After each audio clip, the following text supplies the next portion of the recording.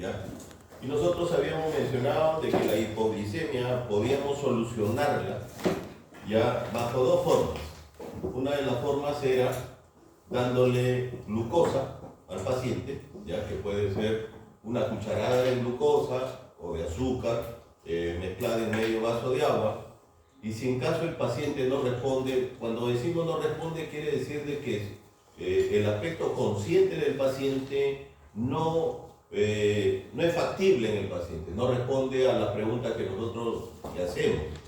Entonces viene el segundo mecanismo, el segundo protocolo para poder solucionar este problema, que viene a ser ¿cuál?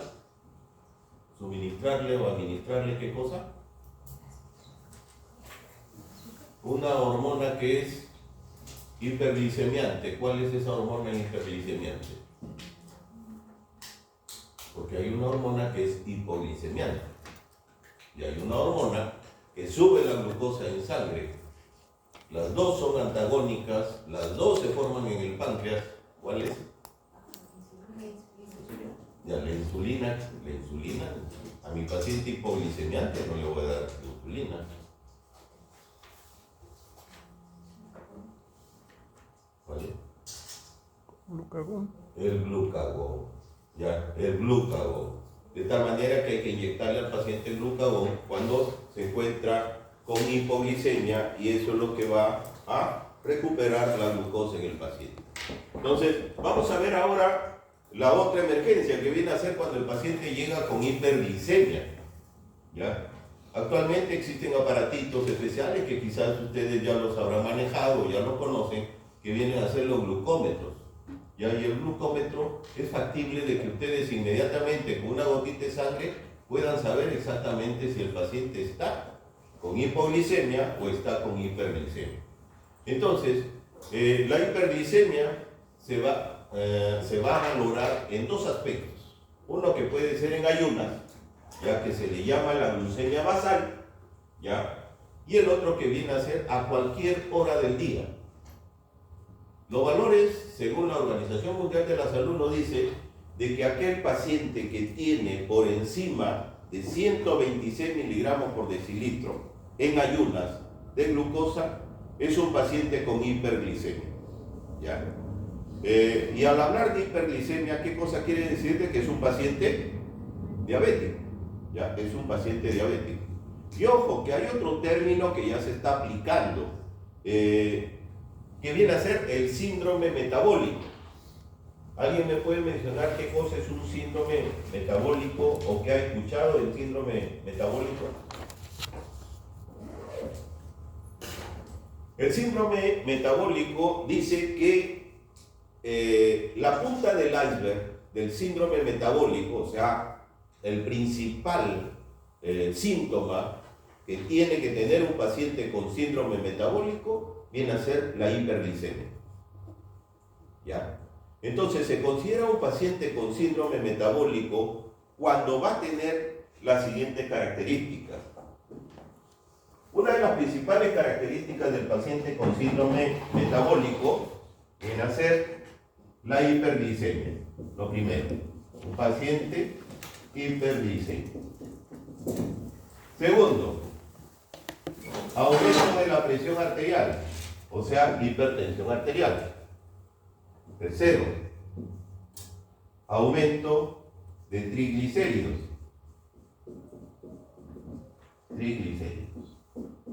¿Ya? Aumento de obesidad abdominal.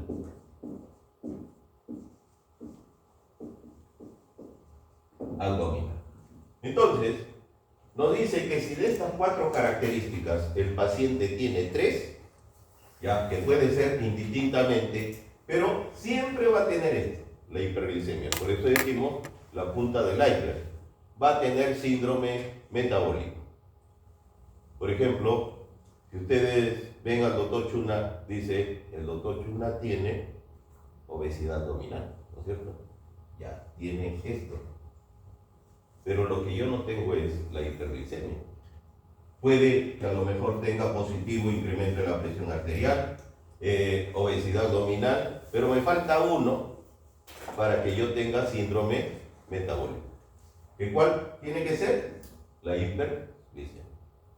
Entonces, de estos 4 tiene 3, es un paciente con síndrome metabólico. Entonces, ¿qué cosa quiere decir? Quiere decir que todo paciente con diabetes es un paciente que va camino a ¿qué cosa?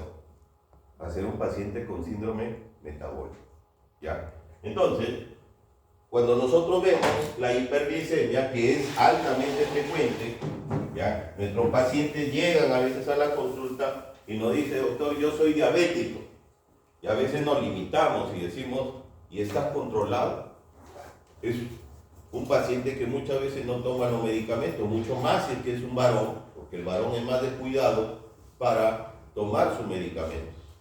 Entonces, a cualquier hora del día yo le puedo tomar la glucosa y si el valor me resulta mayor de 200 miligramos por decilitro, es un paciente también que tiene ya hiperglicemia.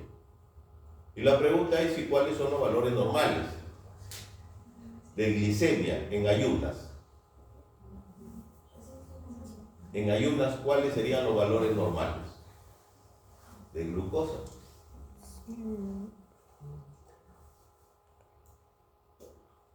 72 a 100 miligramos por decilitro.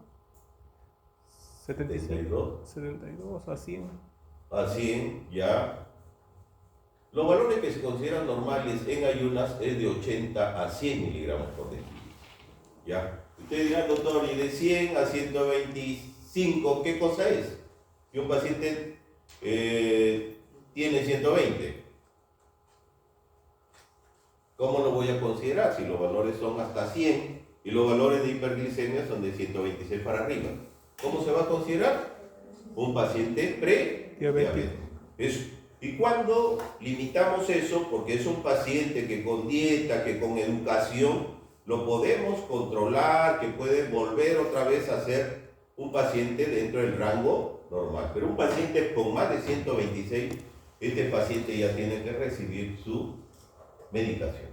¿Ya? Entonces acá ya tiene que estar en tratamiento con metformina, por ejemplo, que es uno de los medicamentos más utilizados para este tipo de casos que a veces se pueden presentar.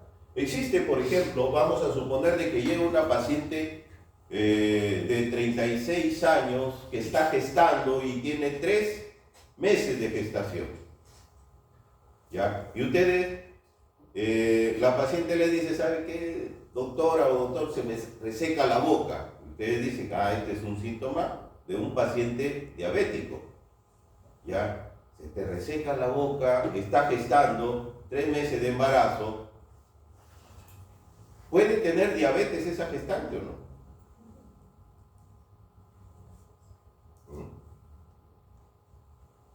Sí puede tener diabetes. Hay una etapa de la mujer en la gestación que se llama la diabetes gestacional. De tal manera que se puede presentar este tipo de situación. Entonces, ¿cuáles son los síntomas de alarma para reconocer que un paciente está con hiperglicemia? Porque muchas veces el paciente ni siquiera sabe que es un paciente hiperglicémico que ya tiene tiempo, ¿ya? Y hay algo característico de los pacientes diabéticos o hiperglicémicos, ¿ya? Que casi siempre, ¿ya? Estos pacientes, para que se les pueda diagnosticar la diabetes, tienen que pasar por lo menos 10 años, ¿ya? Y era algo que les comentaba a algunos alumnos durante la práctica. Nosotros vemos muchas veces los gorditos que están que comen y comen 4 panes, 5 panes. ¿Y qué es lo que ocurre? Que le preguntamos, ¿tú no tienes miedo a la diabetes? No, recién me he tomado la glucosa y está normal, y de verdad está normal. Pero ¿quién es el que está sufriendo? ¿Quién es el que está sufriendo? ¿Páncreas? El páncreas. Las células beta, ¿qué es lo que está pasando? Van disminuyendo. ¿Ya? ¿Y cuándo se va a manifestar la enfermedad? Cuando la cantidad de las células beta disminuye en un 50%. Recién se da la hiperglicemia. Pero una vez que se da la hiperglicemia, ya no se puede llegar a los valores normales. ¿Por qué? Porque esas células beta han disminuido, ¿ya? Entonces, se van a presentar a partir de ahí recién los síntomas. ¿Cuánto pasa de tiempo para que ese páncreas disminuya en el 50% de la célula beta? 10 años. Entonces ese gordito tiene 10 años para seguir comiendo y comiendo y comiendo y no tener problemas con la glucosa. ¿Ya? ¿Y cuáles son los principales síntomas que va a tener el paciente? El ojo. ¿Qué es lo que comienza a ver? Comienza a darse cuenta que cada vez, ya él se cambiaba lentes cada 2 años, que lo recomendable es cada 1 año que se cambien de lentes, y este paciente dice, pues qué raro, recién me he cambiado los lentes hace 3 meses y parece que estoy viendo borroso, porque ella está con la retinopatía diabética el paciente. ¿Ya? Entonces se van a presentar diversos signos de alarma. Pero hay ciertas características que son más reconocibles en el paciente. ¿Ya? Uno que viene a ser el paciente que orina demasiado, paciente que a cada rato se va a orinar, y ojo, una cosa es orinar y orinar poquito, pero en el caso del paciente diabético, ¿qué es lo que pasa? Que orina a cada rato, pero orina bastante, por eso se llama poliuria. Y aquel que incrementa la frecuencia, ustedes dicen, este parece diabético, está yendo a cada rato al baño a orinar, pero va a orinar y orina gotitas y gotitas, eso no es poliuria. ¿Qué cosa es? Incrementar la frecuencia, pero cuando orina poca cantidad de orina, pero sí frecuentemente. ¿Cómo se le llama eso? Se le llama polaquiuria. ¿Ya? La polaquiuria es el incremento en la frecuencia al orinar, no en la cantidad de la orina. Entonces, los pacientes diabéticos lo que hacen es poliuria. ¿Ya? Los pacientes, al estar perdiendo gran cantidad de agua, ¿ya? Con la orina, viene el otro reflejo. ¿Ya? El otro reflejo viene a ser, el organismo pierde agua, entonces ¿qué cosa tiene que hacer el organismo? Incrementar, ¿qué cosa? La sed. De tal manera que viene la polidiccia. ¿Ya? Es por eso que ahí hablamos de las famosas 3P. Y se le agrega lo otro, ¿no? Que los pacientes tienen polifagia. Comen y comen y comen. ¿Ya? Entonces vamos a tener esa característica de que acá viene un factor, ¿ya? Del paciente diabético y que es algo importante que ustedes tienen que reconocer. El paciente, ¿ya? Durante la diabetes, ustedes lo van a reconocer que ha sido un paciente gordito y de pronto comienza a bajar de peso, a bajar de peso, a bajar de peso. ¿Por qué? Porque ya no asimila los carbohidratos, ya no almacena carbohidratos, ya no almacena grasa. Entonces ustedes dicen, pues qué raro, yo lo he visto bien gordito y ahora está bien delgado. Durante la etapa de la enfermedad de la diabetes, ya el paciente comienza a perder peso. Tiene ganas de comer, come, pero no asimila ya. Entonces, ese es el paciente que tiene ya la enfermedad de la diabetes asentada dentro de su cuerpo. ¿Ya? Estos pacientes se duermen, son pacientes que comienzan a tener incremento de toxinas en la sangre, como son los componentes cetónicos, ¿ya? De tal manera que comienzan a tener somnolencia, ¿ya? Van a tener algunas veces por esos componentes cetónicos, ¿ya? Que se denomina la cetoacidosis diabética, los pacientes van a tener náuseas, van a tener vómitos, ¿ya? Van a tener un dolor abdominal tipo cólico algunas veces en estos pacientes. Entonces, todas estas manifestaciones se presentan en estos pacientes diabéticos. Y existen varios factores gatillantes, factores desencadenantes en estos pacientes. Muchas veces, ya los pacientes, ustedes pueden observar que han llegado a veces pacientes con caries, pero completamente desastrosas, el diente partido, que tiene cantidad de restos radiculares, pero no llegan con una infección. Ustedes dicen, "Uy, nunca se te ha hinchado la cara, nunca has tenido un acceso". No. ¿Por qué? Porque no ha tenido ya ese problema de ser un paciente con hiperglicemia. Pero si fuese un paciente con hiperglicemia, solamente que se inflame una encía, inmediatamente se le hincha la cara al paciente. Entonces, son factores ya que llevan a que estos pacientes sus defensas bajen y que con una pequeña inflamación a nivel de las encías, de la lengua, de una caries, inmediatamente se le hincha la cara. Entonces, vienen los factores gatillantes que vienen a ser cualquier tipo de enfermedad infecciosa. En este caso les he colocado el ejemplo de boca, pero cualquier otra infección, como una neumonía, una infección urinaria, inmediatamente lo llevan al hospital a estos pacientes. ¿Ya? Son factores desencadenantes y cuando llega el paciente, le hacen el examen de rutina que son glucosa para ver, se dan cuenta que la glucosa está volando en 300 y recién saben de que el paciente está diabético. ¿Ya? Entonces son factores desencadenantes muchas veces para el diagnóstico. ¿Cuáles son los signos de alarma que debemos de tomar siempre en cuenta? ¿Ya? Los pacientes van a tener ya la sensación de resequedad de la boca.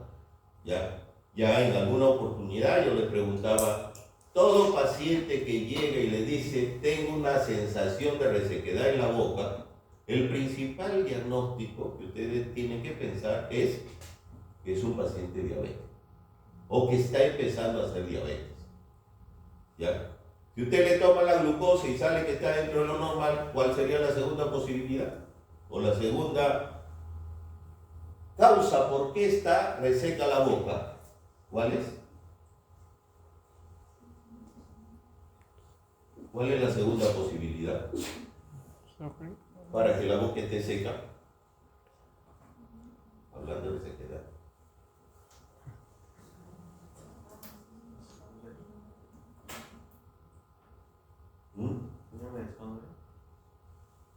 Eso vas a ponerle en tercera posibilidad. Tiene razón, sí. Pero en segunda posibilidad, ¿cuál sería? Cuando les hablo segunda posibilidad, es segunda, algo más frecuente que se presenta. ¿Qué puede ser por? Anemia, no tanto. Por consumo de medicamentos. ¿Ya? ¿Y cuál es el principal medicamento que provoca resequedad en la boca? Los antihipertensivos. ¿Ya? ¿Cuáles son? El enalapril, el captopril, el valsartán, el losartán.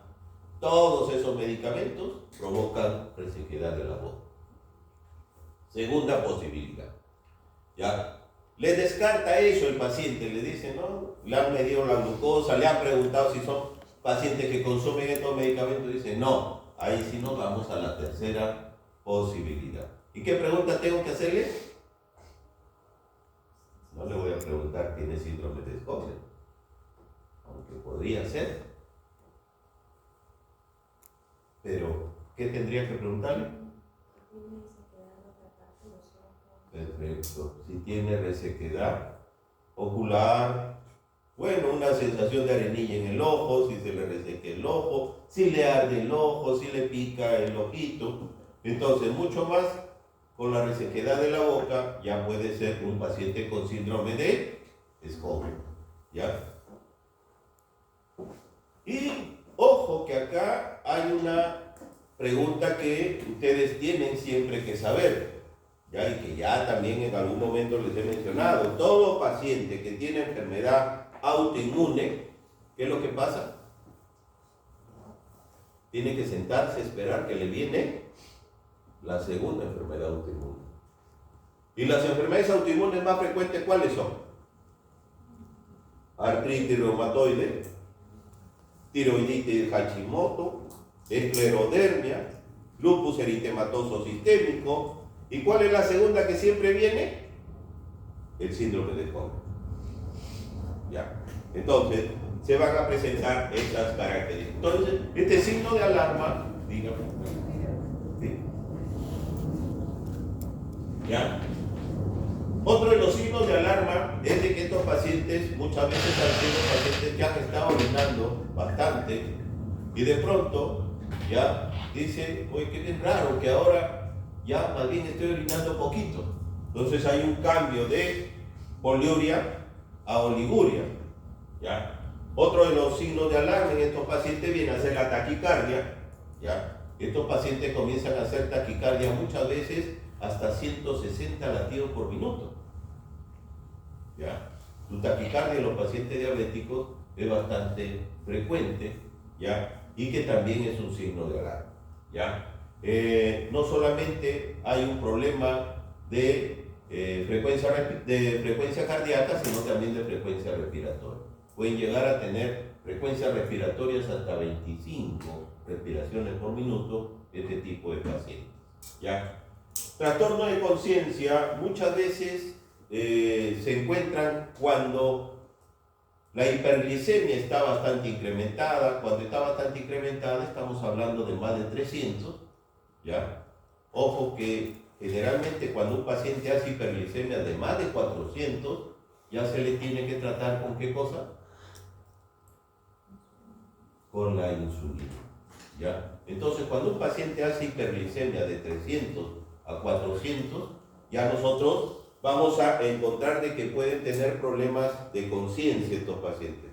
Se adormecen, quedan adormitados, uno los quiere despertar, ya, y no se despiertan fácilmente, ya comienzan a tener ese problema de conciencia estos pacientes. Entonces, nosotros hablamos de la insulina, ¿ya? La insulina se va a manejar bajo dos formas. Una que viene a ser intravenosa y la otra que viene a ser la subcutánea. ¿Ya? Generalmente la intravenosa se va a utilizar cuando las hiperglicemias se encuentran por encima de 400 miligramos por decilitro. ¿Ya? Y acá la insulina puede ser de varias formas. ¿Ya? Cuando hablamos de varias formas de insulina, hablamos de que hay una insulina que tiene un manejo ultra rápido. O sea que ni bien inyectamos, la glucosa va a comenzar a descender de forma inmediata. ¿Ya? Hay ultra rápida, hay rápida, hay también lenta, de tal manera que tenemos diversos tipos de insulina que vamos a manejar en estos casos. Entonces tenemos insulina ultra rápida, ¿ya? La ultra rápida tiene la característica de que a los 10 minutos que se ha inyectado el paciente inmediatamente comienza a bajar la glucosa. Luego tenemos la rápida más o menos pasa un tiempo de 30 minutos para que comience a bajar la glucosa. Luego hay una, se le conoce como una insulina intermedia, generalmente a la hora y media comienza a bajar la glucosa, y la demasiado lenta, que se llama la basal, en 2 horas baja la glucosa. ¿Ya? Entonces, son los 4 tipos de insulina que se pueden manejar. Entonces, hay varias formas de presentación de las insulinas. La más utilizada actualmente, y quizás ustedes habrán visto que cuando van a los hospitales les dan una tipo lapicero donde el paciente ya él solito se inyecta la insulina. Ya hay varias técnicas de colocación de insulina. Si ustedes conocen a algún paciente que se aplique insulina, muchas veces se coloca en la barriguita, otras veces se coloca acá en el muslo, ¿ya? Entonces, son formas de colocación, ya depende mucho del paciente. Otros dicen, no, en la barriguita lo he probado y me duele, mejor en el muslo porque no siento mucho. Entonces ya depende del manejo del paciente, ¿ya? Entonces se utilizan diversos formatos relacionados con la insulina. Entonces Existen varias marcas con relación a este tipo de insulina, ¿ya? La ultra rápida, ya existen dos marcas, una más utilizada que viene a ser la NovoRapid, ¿ya? En el caso de los costos, ¿ya? Los costos, la NovoRapid resulta siendo también más cómoda, más barata en comparación con la Humalog, ya que también es una insulina ultra rápida, pero es mucho más cara, el doble de la NovoRapid. Entonces, con relación a costos, ya podemos considerar ese tipo de elección en caso de estos tipos de insulina.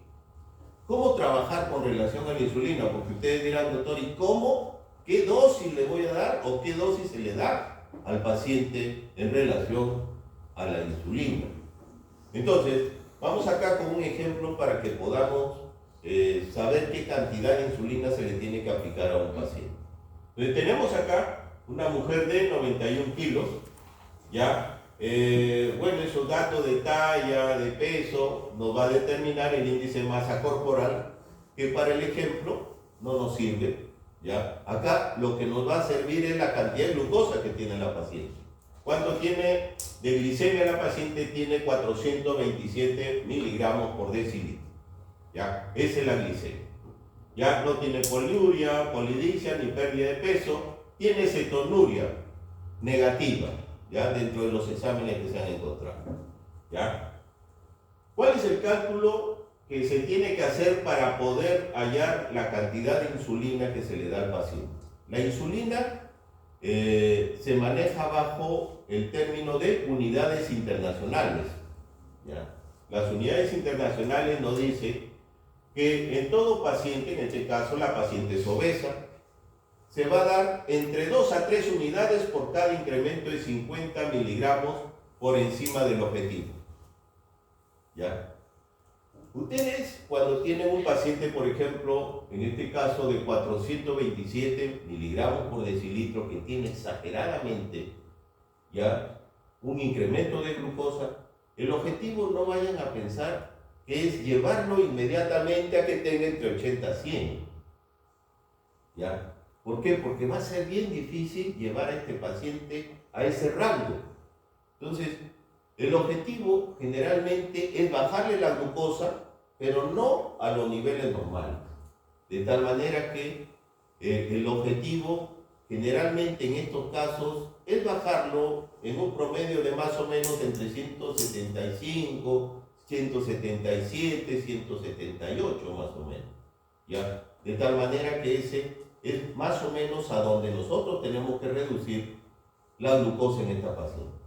Entonces, nos dice que por incremento de 50 miligramos hay que darle entre 2 a 3 unidades internacionales, ¿ya? Como nos dicen entre 2 a 3, vamos a considerar 2.5 unidades internacionales, ¿ya? Para quedar en un promedio más o menos. Entonces, el objetivo de la glicemia es llevarlo, nos dicen, entre 150 a 200 miligramos por decilitro. Entonces, yo les he sacado un promedio. ¿Cuánto sería el promedio? Más o menos 177. ¿Ya? Entonces, la glucemia objetivo es de que lleguemos a 177. ¿Cuánto ha tenido? 427. Le resto 177 y me sale 250. ¿Ya? 250 miligramos.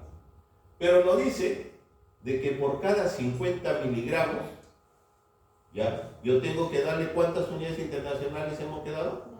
2,5. 2,5.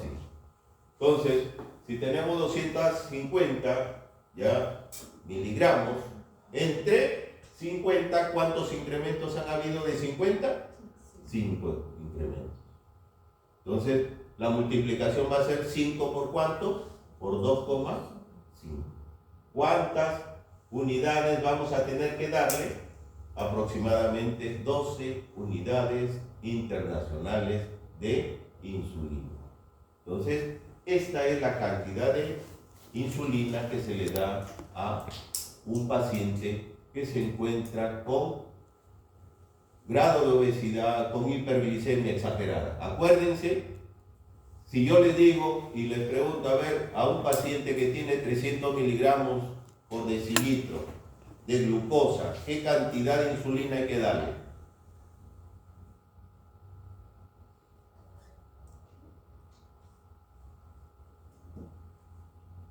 A ver.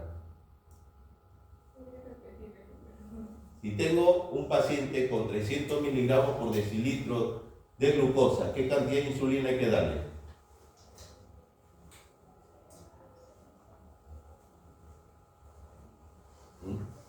¿Qué cantidad de insulina?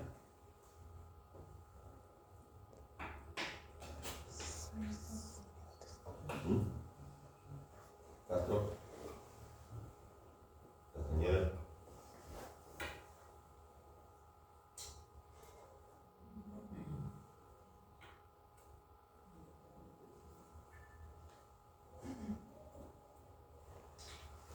¿Qué tienen que responder? En el examen tienen que colocar, doctor Schulman, usted está loco porque a este paciente no se le puede dar insulina. ¿Por qué? Porque no es mayor de 400. Porque no es mayor de 400. 400. Yo les he dicho que hay que darle insulina cuando tenga más de 400. ¿Y este paciente cuánto tiene? 300. ¿Se entendió? ¿Sí? Entonces, este paciente, no, acá tenemos este caso clínico que tiene 427. Yo le puedo colocar un ejemplo de 480, 490, ¿ya? De tal manera que así es como se trabaja con este tipo de manejo de la insulina. Doctor, en ese caso es mayor o igual a 400, ¿verdad? Para trabajar eso, mayor o igual a 400. Mayor o igual a 400, así es. Mayor o igual a 400. Entonces, yo te puedo colocar un caso de 400 y ya ustedes tienen que restar. ¿Ya? ¿Sí?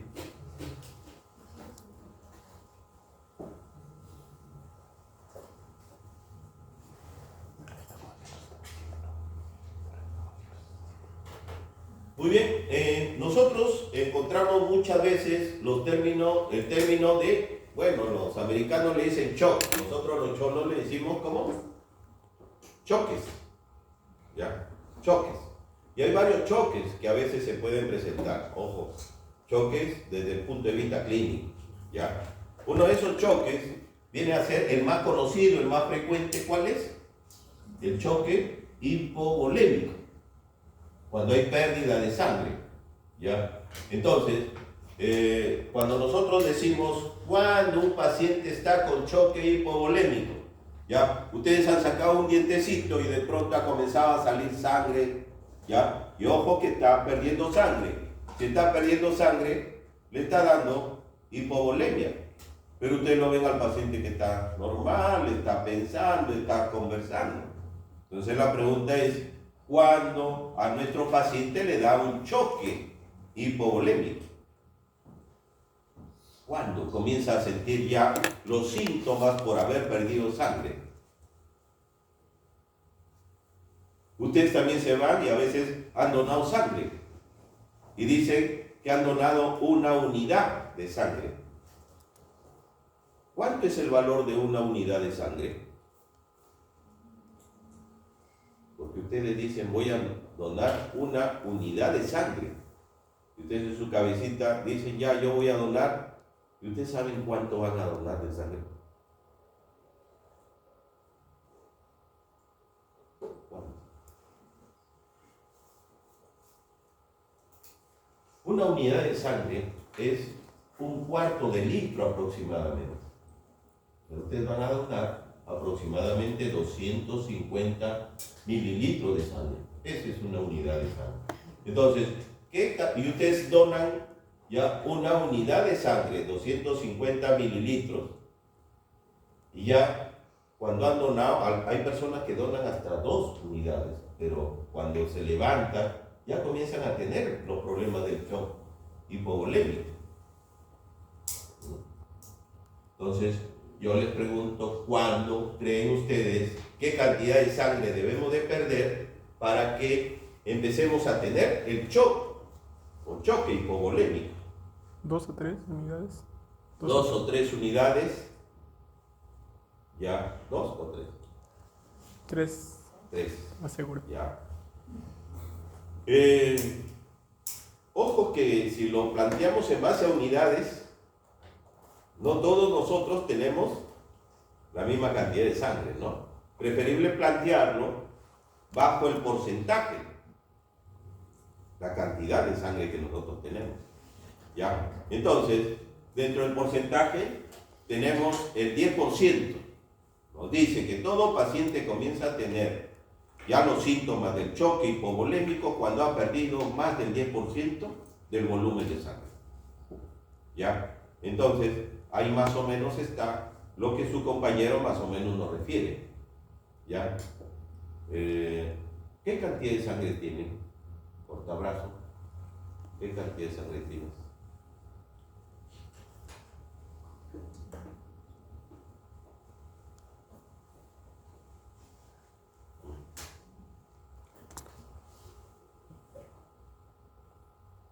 ¿Cuál es su volemia de cada uno de ustedes?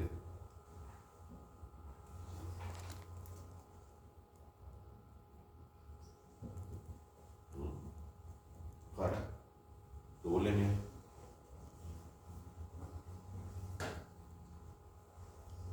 El 8% del peso corporal, esa es su volumen de sangre. ¿Ya? Un paciente de 70 kilos, ¿cuánto más o menos tiene? El 8% de 70, 5.6 litros aproximadamente. Ya vamos a suponer que un paciente tiene 5 litros, se ha perdido el 10%. ¿Cuánto es el 10% de 5 litros? El 10% de 5 litros, ¿cuánto es? 0,5, ¿no es cierto? 500 mililitros.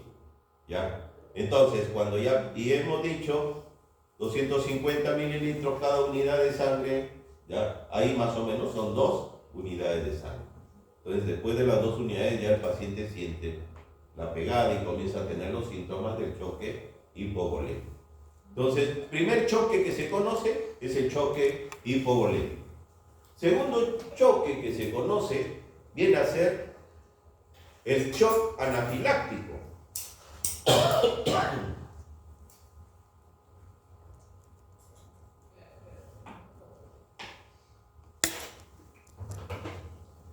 En el caso del shock anafiláctico, ya comienza a aparecer cuando, a ver cuándo aparece el shock anafiláctico.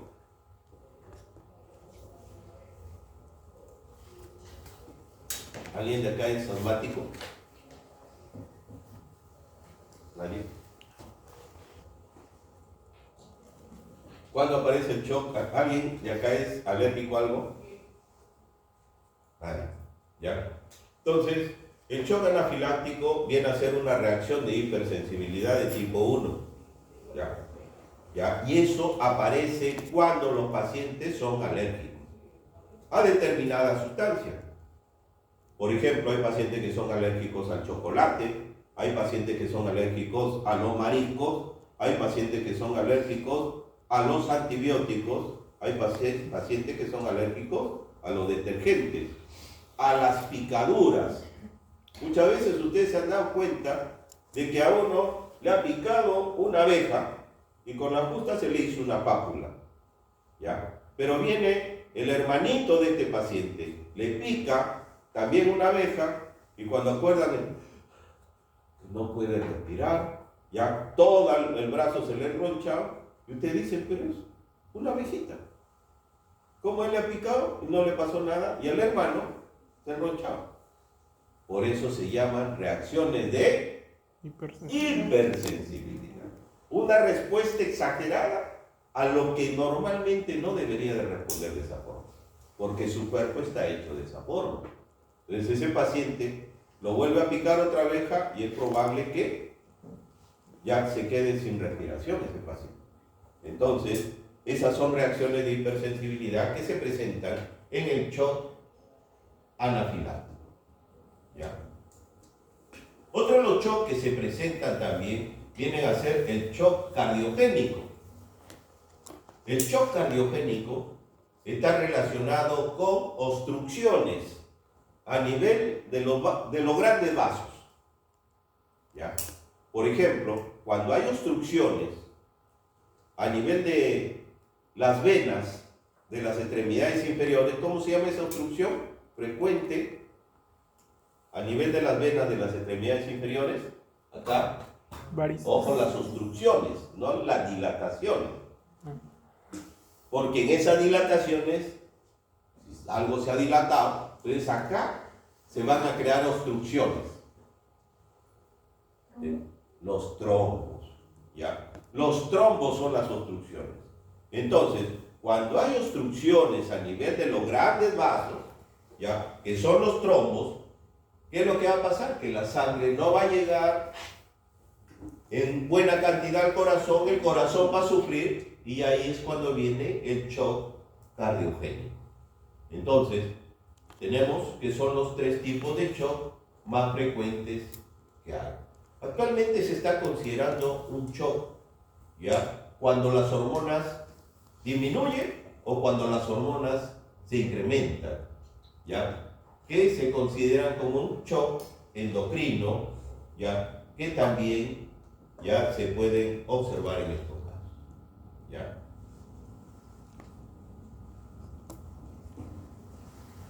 Muy bien, hasta acá nos quedamos con hoy día.